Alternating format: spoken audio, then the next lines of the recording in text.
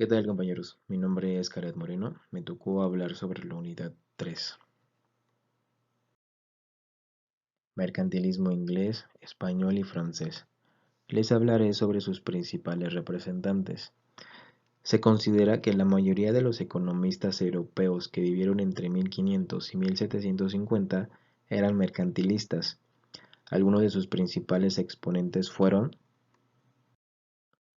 Juan Bodino, pensador francés, jurista de formación.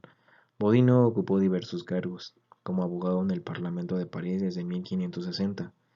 También fue procurador del Tercer Estado de los Estados Generales de 1576, en la época en que Francia se desangraba por las guerras civiles entre católicos y protestantes, o sea, los hugotones, buscando el modo de superar este clima permanente de violencia que además debilitaba a Francia en su relación con otras potencias. Bodino abrazó un tercer partido, llamado de los políticos, que proponía la tolerancia religiosa y el reforzamiento de la autoridad del Estado como árbitro que garantizaba la paz entre las comunidades enfrentadas. Entretanto, Bodino había plasmado las ideas que sustentaba su postura en su libro fundamental para la historia del pensamiento político occidental, o sea, los 6 libros de la República 1576, publicado solo 4 años después de la gran matanza de hugotones de la noche de San Bartolomé. En ellos acuñó el concepto de soberanía como el poder único, perpetuo, absoluto e indivisible que impone el orden en un Estado impidiendo la guerra entre sus súbditos. Bajo ningún concepto consideraba legítima la insurrección contra el soberano, pues estimaba que siempre era preferible la tiranía a la anarquía. En un terreno más concreto, sus propuestas conducían a un reforzamiento del poder monárquico, razón por la que se le puede considerar un precursor teórico del absolutismo de Luis XIV. No obstante, el tipo de Estado que Bodino propugnaba incluía varios límites frente a la arbitrariedad del soberano, como la obligación de respetar las leyes divinas y naturales, o la prohibición de imponer nuevos tributos sin consentimiento de los representantes de los contribuyentes, aunque estas precisiones hagan el sentido general de su obra un tanto ambiguo. No cabe duda de que el pensamiento de Bodino fue un paso fundamental en la definición del poder del moderno Estado nacional. Bodino fue también un mercantilista, partidario de un sistema de protección estatal para la industria nacional. Pasa por ser el creador de la teoría cuantitativa de la moneda, que sitúa el origen de la inflación de precios en un aumento de la cantidad de dinero en circulación. No obstante, dicha doctrina había sido enunciada algunos años antes por los escolásticos tardíos españoles, que fueron Martín y Tomás de Mercado, que relacionaron la revolución de los precios con la llegada de metales preciosos de las colonias de América. Fue uno de los fundadores del absolutismo francés, cuyas numerosas ideas económicas formaron parte de la doctrina mercantilista. Y bueno, fue precursor del mercantilismo propiamente dicho y autor de un tratado sobre la moneda. Ahora hablaremos de Thomas More, 1571-1641. Thomas More nació en Londres y fue director de la East India Company desde 1615. Es considerado el máximo representante del mercantilismo inglés más importante. Fue quien expuso la importancia de las exportaciones. Entre sus medios para enriquecer un reino figura en primer orden el comercio exterior, con preponderancia de las exportaciones. Entre sus aportes teóricos figura la balanza comercial y el comercio exterior. La balanza comercial fue uno de los mayores aportes teóricos de los mercantilistas. Es uno de los representantes más destacados y el que desarrolló ampliamente dicha doctrina. El objetivo principal de una balanza comercial con superávit era importante, pero también se veía la conveniencia de importar mercancías de Asia por medio de oro para revender luego esos bienes en el mercado europeo con importaciones ganancia. También habla de los impuestos, que deben contribuir al mejoramiento de la balanza comercial. Para ello, los impuestos a la exportación deberían ser bajos para evitar un incremento excesivo del precio de venta en el exterior que desalentaría la demanda. Incluso sería conveniente la excepción de este impuesto a las manufactureras importables realizadas con materias primas extranjeras. En cambio, los impuestos a la importación de mercancías para consumo interno tendrían que ser altos. Respecto al tipo de cambio, opina que sus fluctuaciones obedecen a las variaciones del comercio exterior, por lo que su causa se encuentra en la abundancia o escasez de la moneda nacional en los mercados de divisas. Él fue uno de los primeros en reconocer la importancia de exportar bienes intangibles y defendió las ideas iniciales del capitalismo. Thomas Moore situaba como principal objetivo el crecimiento de la riqueza nacional, y aunque seguía considerando que el oro era la riqueza principal, admitía que existían otras fuentes de riqueza, como las mercancías. También mencionaba que el comercio exterior no consume riqueza, sino aumenta el tesoro del reino. La incursión de Thomas More en el pensamiento económico surgió mientras se defendía de los ataques que estaba recibiendo por el manejo de la Compañía de las Indias Orientales, de la que fue director por un largo periodo. Los críticos de Thomas More planteaban que la importancia de productos que realizaba la compañía era desventajosa para Inglaterra. A raíz de esto, Thomas More escribió un libro que fue la base de su pensamiento, Riqueza de Inglaterra por el comercio exterior, escrito en 1630 y publicado después de su muerte por su hijo en 1664. Este libro es claramente una manifestación de las ideas economistas mercantilistas de la época. Ahora hablaremos de Jean-Baptiste Colbert, 1619-1683. Es de origen francés, fue un economista del ministro de Finanzas de Luis XIV y participó en el crecimiento económico acelerado de su país en el siglo XVII. Exponente de la política mercantilista, su origen plebeyo y su eficiencia burocrática llegaron a hacerle tan leal e impredecible para el rey, que le nombró marqués de Seigneuval, como detestado por la corte.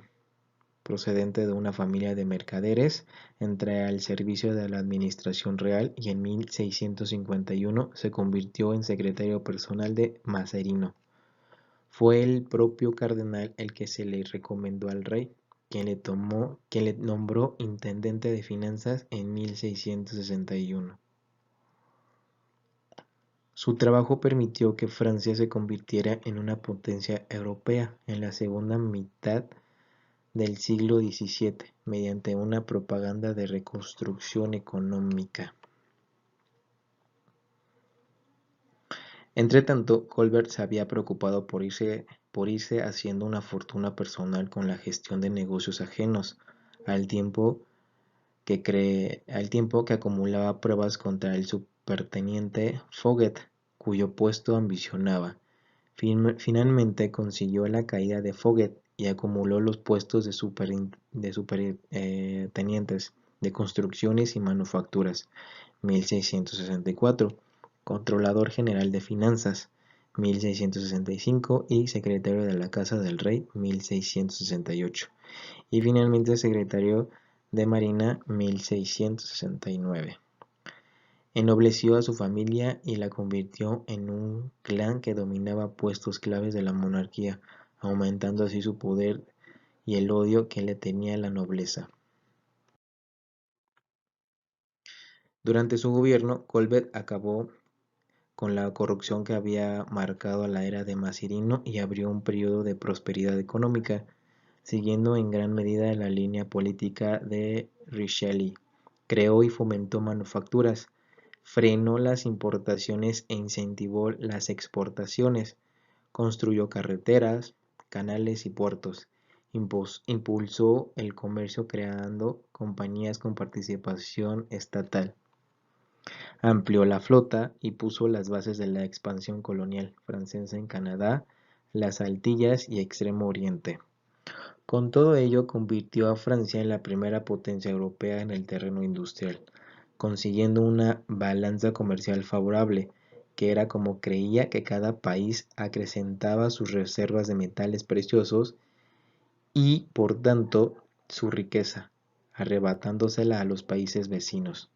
Según las ideas del mercantilismo, esta política proteccionista e intervencionista estaba destinada a crear las bases económicas sobre las que reposaría la fuerza de la monarquía, para hacer llegar la nueva riqueza a las arcas reales. Reformó el sistema tributario haciéndolo más eficiente y racional. El intervencionismo estatal no se limitó a lo económico, en gran parte se debe a Colbert la labor de codificación del derecho, la uniformización administrativa desarrollada por la figura de los intendentes, el mecenazgo real sobre las artes a través de la creación de academias y la intensa labor constructora del reino de Luis XIV. En un exceso de nacionalismo económico, pues veía el comercio como la guerra del dinero. No dudó en llevar la rivalidad comercial al terreno de las armas, empujando a Luis XIV a la invasión de Holanda en 1672. Aquella guerra fracasó ante la tenaz resistencia de los holandeses y sus costes gravaron pesadamente las finanzas francesas. Bueno, sus aportes fue realizador de las ideas mercantilistas, decide que el Estado impulsa las empresas manufactureras, piensa que no hay bienestar económico si se descuida el sector agropecuario, crea una serie de obras públicas de carácter infraestructural. Ahora hablaremos de Antonio Serra. Fue economista napolitano y principal exponente del mercantilismo en Italia, quien introdujo conceptos prácticos en la balanza de pagos. Este mercantilista napolitano vivió entre finales del siglo XVI y principios del siglo XVI. Se cree que él fue el primer economista de esta corriente del pensamiento en analizar y comprender el concepto de balanza de pagos que en lo relativo a bienes tangibles, movimientos de capital y los pagos por servicios. Poco se conoce de su vida. Nació en Cosenza, realiza estudios universitarios, doctorándose en Teología y Derecho. Llamado a trabajar en Nápoles, se aplicó a resolver los enormes problemas sociales y económicos creados por el sistema virreinal, involucrando en una conjura para liberar Calabria del dominio español, junto con el filósofo Tommaso Campanella. En 1613 fue encarcelado. En él explica cómo el tipo de cambio de la moneda es el efecto y el índice de la balanza de pagos y analiza los rubros que integran aquella balanza, rebasando los análisis tradicionales hechos en términos de exportaciones e importaciones solamente, e incluyendo los pagos originados por las industrias conocidas por nacionales en el extranjero y los beneficios que se lleven los intermediarios, poniendo el ejemplo de una Venecia libre y próspera contra un reino de Nápoles atrasado y empobrecido. Demuestra cómo la única manera de poseer dinero en abundancia cuando no se tienen minas es haciendo que la balanza de pago sea favorable, estimulando las exportaciones directas y las prestaciones de servicios y transportes. Probablemente fue Serra el primero que formuló la ley de disminución de rendimientos en la agricultura, en contraste con las amplias oportunidades que ofrecían las industrias y manufacturas en crecimiento o prosperidad. Se ha llegado a decir que él fue el primero en analizar y comprender plenamente el concepto de balanza de pagos, tanto para bienes visibles como para movimientos de capital y pagos por servicios. Explicaba cómo la escasez monetaria en el reino en el reino se debía un déficit en la balanza de pagos, rechazando la idea, común en su época, de que la escasez de moneda se debía al tipo de cambio. La solución que proponía era incentivar las exportaciones. También parece que llegó a definir la ley de los rendimientos decrecientes para la agricultura. Su pensamiento económico supone una superación de las concepciones morales escolásticas sobre la economía, en beneficio de otras más seculares. Por último, tenemos a Edward, 1608 a 1654. Mercader y economista inglés, fue miembro del Comité Permanente para la Investigación de la Decadencia del Comercio, que con el tiempo daría lugar al Junta de Comercio, y miembro destacado de los escritores del mercantilismo, grupo de pensamiento económico. Era uno de los numerosos mercaderes asociados en las aventuras de comerciantes, que se consideraron discriminados por los privilegios concedidos a la East India Company, fundada recientemente en 1600. En su libro Comercio Libre o el medio de conseguir un comercio floreciente, 1622, atacó a la East India Company. Bueno, a este respecto es preciso recordar que los mercantilistas españoles, por lo general, supieron apreciar en qué consistía la verdadera riqueza de una nación, en el desarrollo integral de la economía del país y no en la acumulación de oro y plata. Por ejercer un comercio en régimen de monopolio, para el cual se le había concedido el privilegio de exportar un cierto contingente de plata con el que importaba productos procedentes de la India. Reclamaba libertad de exportación para la Merchant Adventurers, ya que en eso consistía su concepción de libre comercio, en que a su compañía también se le otorgaran privilegios.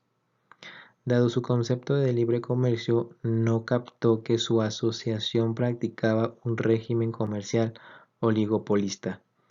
En su opinión, su compañía contribuía al enriquecimiento de la nación al importar el oro y la plata que obtenía vendiendo en el extranjero los productos ingleses, principalmente tejidos de excelente paño de lana. En cambio, la East India Company hacía todo lo contrario, importaba mercancías exportando metales preciosos sin la posibilidad de que ese dinero regresara al país, y además ejercía un estricto monopolio. Argumentó que también que los movimientos internacionales de dinero y las fluctuaciones en el tiempo de cambio dependían de los flujos comerciales internacionales y no las manipulaciones de los banqueros, que era el punto de vista popular en el momento. Sugirió que los rendimientos de negociación deberían ser establecidas para fines de análisis estadístico, de manera de que el Estado podría regular el comercio con miras de la obtención de excedentes de exportación. Por último, fue el primero en anunciar el concepto de la balanza comercial. Edward explicaba que en el centro del círculo del comercio se encontraba la balanza comercial, siendo esta la primera vez que se empleaba por escrito esta terminología para designar el resultado de las exportaciones e importaciones de mercancías. Bueno, pues fueron estos 5 principales autores del mercantilismo. Gracias por su atención.